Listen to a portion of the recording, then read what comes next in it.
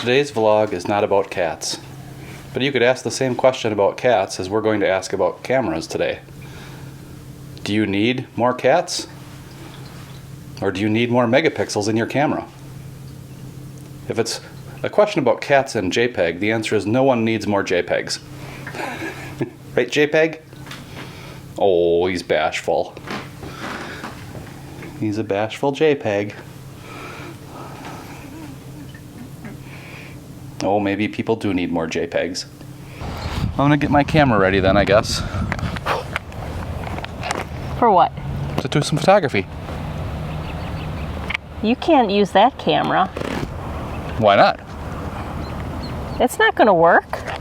It looks like it should work.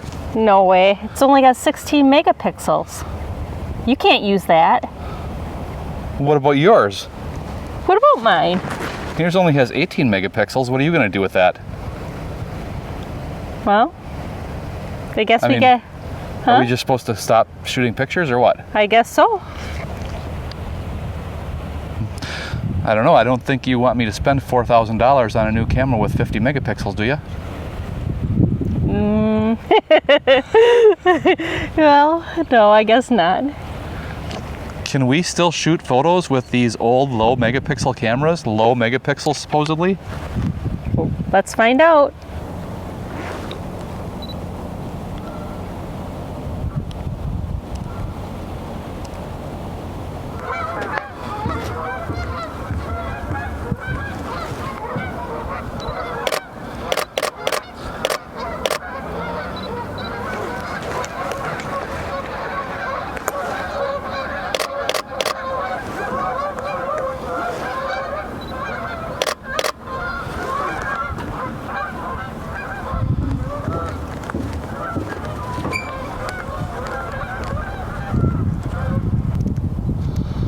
Well, there's my low megapixel camera.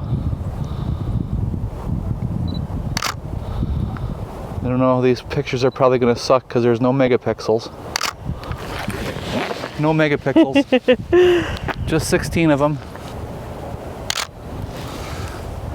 Yeah, that's probably not enough resolution for anyone to be able to see anything in that picture, I suppose. So I guess while I'm doing this, I should talk about the megapixels just for a minute. I think that if you're going to print a camera like this with 16 megapixels, you can easily print a 16 by 20 or probably even a 20 by 30, print size along that size without too much trouble.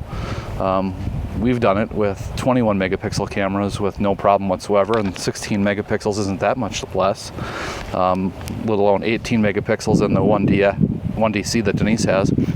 The 1DX Mark II that we don't have with us, that we have in the equipment closet, is a 20 megapixel camera. The 1DX Mark III, which is still a $6,000 plus camera at B&H right now, brand new, that's I think a 20.1 megapixel camera. I think it's the same sensor size that the 1DX Mark II had in terms of megapixels. Are these cameras invalid now that you can buy a medium format Fuji camera with 100 megapixels for $5,000 or $6,000? I don't think so. For most people, I think this is more than enough, especially if you're just sharing images on the web. And you can watch Photo Tripper, link down below in the description. He can, share his opinions as well on this subject, and I think pretty much we agree with him. One thing that some of the new cameras have that maybe is worthwhile would be extra dynamic range. Some of the new medium format cameras might have 14 or 15 stops, like the Hasselblad X2D, I believe is the model. But again, we're talking about a $9,000 camera. Do you need to spend $9,000 to get an extra 2 or 3 stops of dynamic range? Maybe, depending on what kind of photography you do. If you're a high-end portrait photographer, potentially that extra megapixel count, extra dynamic range might come in handy. On the other hand, in 2007, the world's greatest portrait camera at that time was the Canon 1DS Mark III. 21 megapixels. I think it had about 11 stops of dynamic range. And some of the greatest fashion portrait photos that have ever been done have been taken with that camera. I think you could still use it today. In fact, we still have one and we would use it today. I think that's a great camera. So do you need to spend thousands and thousands of dollars? Maybe. But you could also spend $400 and get a really nice professional weather sealed body like this that does, I think, pretty interesting work. And you'll have saved yourself a lot of money that you can put into lenses. And I think lenses are really where it's at. If you're going to invest, buy good quality lenses. You put cheap lenses on expensive cameras or cheap lenses on even inexpensive cameras, your images are going to suffer. So I think get a good body. You can get a nice body like this for just a few $100s, or a 1DX, which is the equivalent of Denise's 1DC. The 1DC is the cinema version of the 1DX for $500 or $600. You're going to have a much better camera than many, many, many of the new cameras you can buy today. So that's my opinion on that.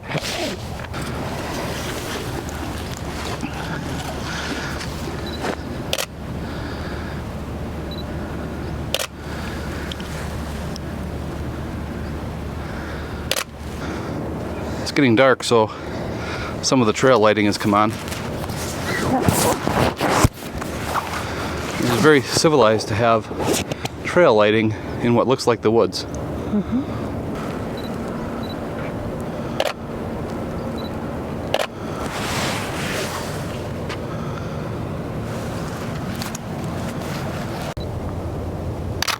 So we're at the Nelson Family Heritage Crossing.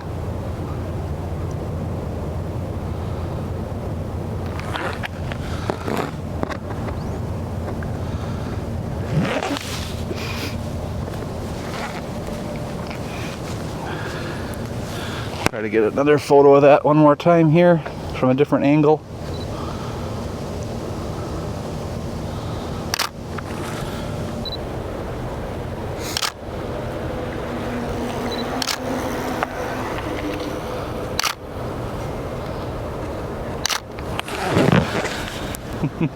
Got some action shots.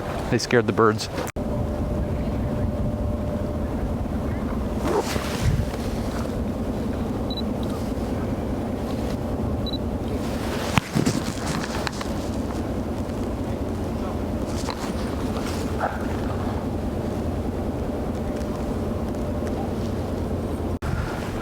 There's Denise going to get some photos of some yellow grasses.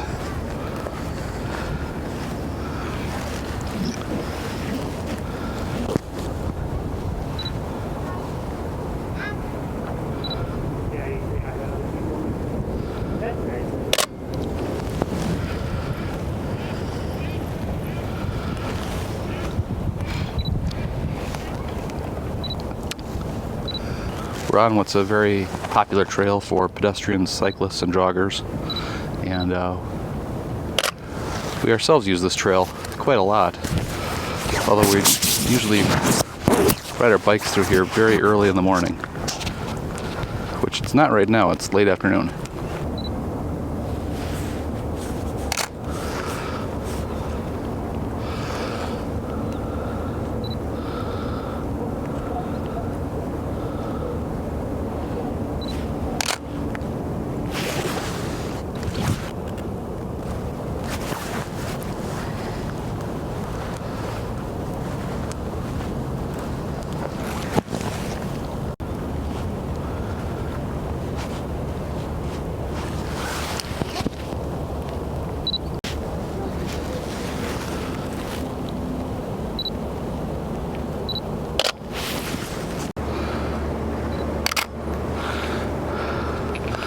Alright, so what I'm going to do here, I want to emphasize the lower light aspect of this situation with the lights on.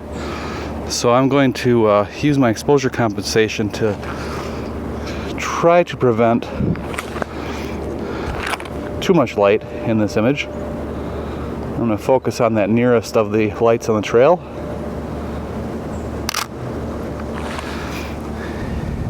And honestly, I think that one was just a little too dark, so I'm going to bring my exposure compensation back up just a little bit. Focus on that light again. Do the same shot. And that may be close. I'm going to split the difference now.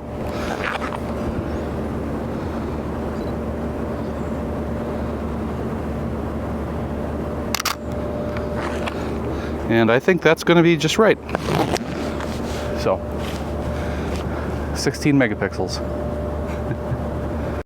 So right now I'm going to take a picture of the bridge. My shutter is at 1/250th and aperture 2.0, and I have an ISO at 1600. So we'll take a picture and see how it looks.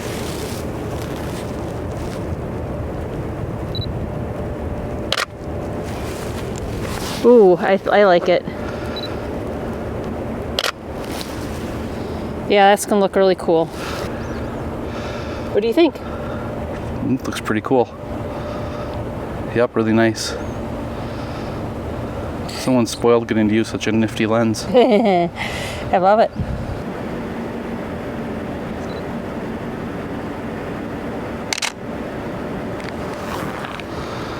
Yep, that's pretty cool.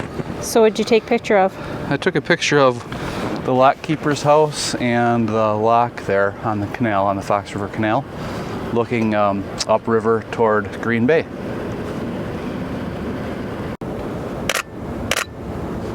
Just so everyone knows, the bridge has a little spring to it. Yeah, So it's pretty hard to hold the camera steady. Boing, boing, boing, boing. I don't like it.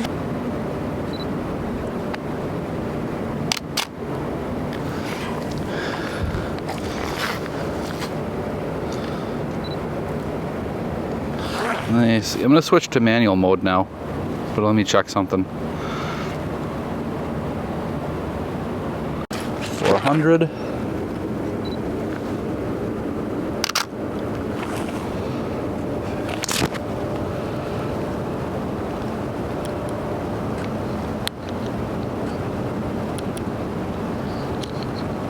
All right, that should be what I need right there.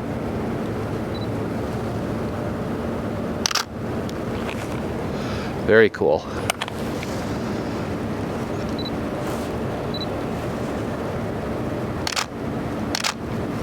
Okay, I think I got some cool shots.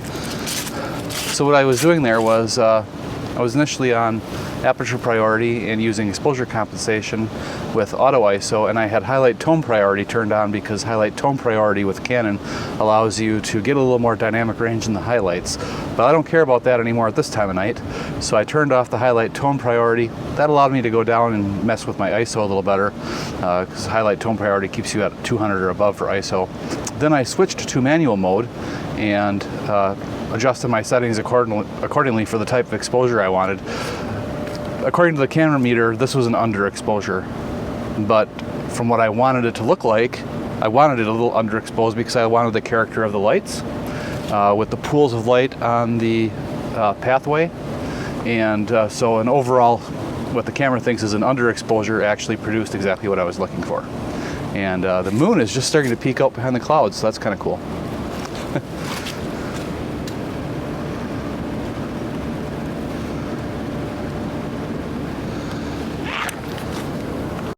Well, that's our video for this evening, or afternoon, evening. It started out as afternoon, and now it's definitely evening.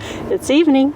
And we think we had a good time out here shooting photos with our, so-called low megapixel cameras. But I think when you see this video and you see the photos, maybe you'll think that's pretty okay photography for such low megapixel equipment. Mm-hmm. And I think dollar per dollar, these older cameras, they're worth their weight in gold. Absolutely. I love them. And just for perspective, it wasn't very long ago that 2012 was the year in which the 1DC was released by Canon at the astoundingly, ridiculously high price of $15,000. So we bought this one used with hardly any shutter count on it for $800. Pretty good deal. Pretty good deal. And the camera I'm using, the 1D Mark IV, which I accidentally called 1DX Mark IV earlier in this video, or maybe it was a previous video. This was a $6,000 camera in 2009. And so we bought it for $400. And again, it was basically in like new condition. I think the shutter count was like 200 shutter releases. No one ever used it apparently.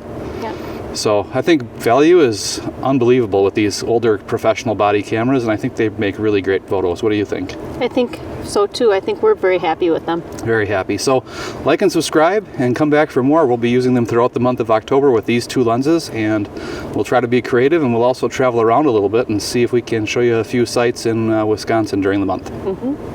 Thanks. Bye. Bye.